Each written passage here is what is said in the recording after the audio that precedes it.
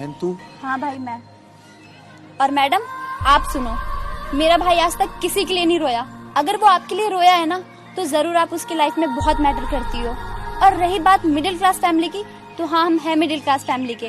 और इसी middle class family का लड़का एक दिन कुछ ऐसा करके दिखाएगा ना जहाँ तक आपकी पहुँचने की हैसियत तक नहीं होगी।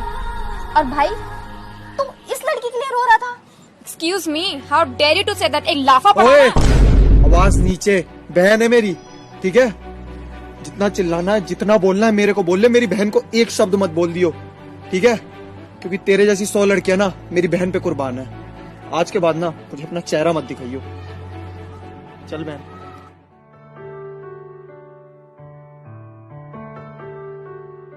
कुछ ऐसी लगन इस लम्हे